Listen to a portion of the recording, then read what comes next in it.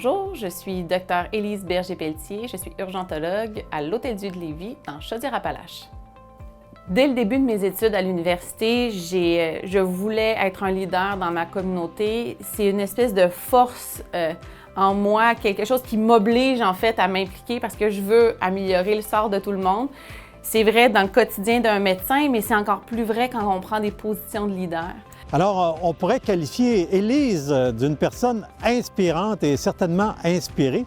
D'abord par son parcours, simplement sa formation, hein? Donc, évidemment, sa spécialité de médecine d'urgence, mais en même temps, clinicien-chercheur, maîtrise en épidémio et, évidemment, avait du temps libre, un MBA par-dessus tout ça. Ce qui fait une personne assez intéressante parce que il y a à la fois la compréhension, si on veut, qu'est-ce qui se passe dans le réseau, c'est quoi les données, comment les analyser, comment changer les choses aussi, puis évidemment, la drive d'un urgentologue qui, bien sûr, évidemment, il n'y a pas de recette magique pour ça. D'être une leader féminine, pour moi, c'est de montrer l'exemple à mes collègues, de leur expliquer que c'est possible de le faire, d'être une bonne maman, une bonne médecin, d'être une bonne gestionnaire, même si ce ne sera jamais parfait, parce qu'on veut tous être parfaits, particulièrement les femmes. Donc, c'est ça ma vision du leadership féminin. Puis on a une sensibilité, puis on a une bienveillance qui est différente de celle de nos collègues masculins. Moi, je suis plus vieux qu'elle, et dans mon temps, la médecine d'urgence, comme bien des spécialités, c'était un peu un boys club, hein?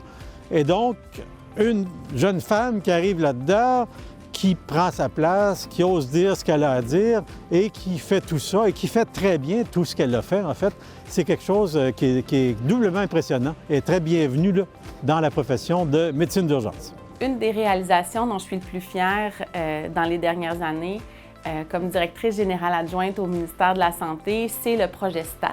Le projet STAT, c'est ça. C'est des gens du terrain qui passent d'urgence en urgence, semaine après semaine, à analyser pourquoi ça ne fonctionne pas, pourquoi les indicateurs de performance ne sont pas où ils devraient être. Puis ensuite de ça, c'est pas un rapport qui est tabletté. On continue, puis on fait des visites, puis on recommence mois après mois. On retourne dans les milieux pour voir qu'est-ce qui s'améliore, comment on peut faire. D'avoir été nominée par mes pairs, ça m'a amené des émotions très fortes, en fait. C'est la première fois que ça m'arrivait. Même si je vous parle de leadership puis de l'importance du leadership, dans ma tête, c'est tellement naturel ce que je fais que j'avais pas l'impression qu'autour de moi, c'était quelque chose d'exceptionnel. Donc, je reçois aujourd'hui le prix Marthe Belland, en fait, comme jeune leader, moins de 10 ans de pratique. Donc, vous vous imaginez que dans ma tête, il y a encore beaucoup de choses que je veux accomplir. Pour moi, c'est comme la chanson, ce n'est qu'un début. Je vous l'ai dit, intrinsèquement, il y a une force en moi qui me demande à tous les matins de me lever puis de changer le monde. Ce que j'ai décidé de faire jusqu'à la fin de ma carrière, c'est d'améliorer l'accès à la population aux soins parce que les urgences, l'état des urgences, on en est presque tous, on en rit un peu hein, de l'encombrement des urgences. Pour tout le monde, c'est rendu comme quelque chose de commun au Québec, mais pour moi qui le vis au quotidien dans ma pratique, c'est pas ça que je veux pour mes parents, pour ma famille, puis pour tout le monde au Québec.